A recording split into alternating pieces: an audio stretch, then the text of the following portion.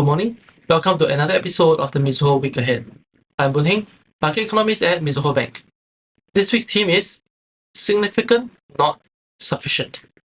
That was the main message from Fed Chair Powell at Jackson Hole, suggesting that there was a long way to go with regards to disinflation, as inflation remains too high, labor market rebalancing, where rebalancing remains incomplete, policy restriction involving duration, perhaps even degree, that is higher for longer. Specifically, that significant tightening thus far may not quite be sufficient as yet.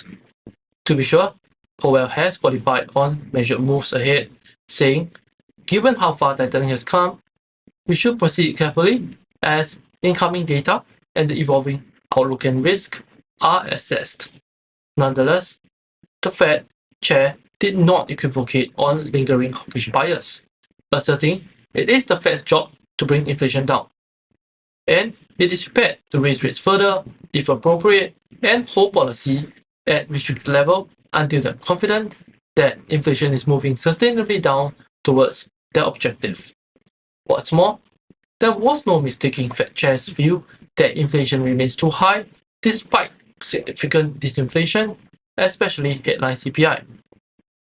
The key point is that underlying inflation measures that matter, non-housing core services in particular, in terms of having an established trend.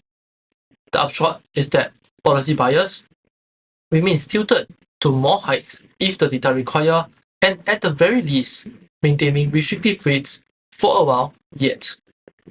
Despite fully recognizing that significant rate hikes have lifted rates to restrictive settings and now introduced the risk of over-tightening. Or said, it was hard to miss that Powell signed off with Volcker's swagger to keep at it until the job is done, despite tempering hawkish bias on emerging two-way risk. Likewise, the ECB also appears to have retained full policy optionality. Perhaps more specifically, ECB President Lagarde has implicitly retained the option to pause in September and also to hike later, even beyond September. And this is in the wake of dismal economic activity, with services PMI suggesting growing recession risks. Clearly, the message is that despite significantly policy response, there are doubts over whether policy action will prove sufficient.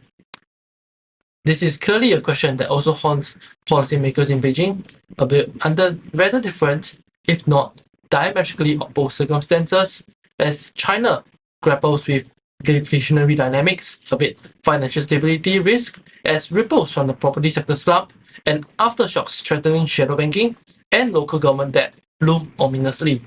Significant policy backstop announcements by the PBOC and financial regulators may still be rendered insufficient amid risks of being too little, too late.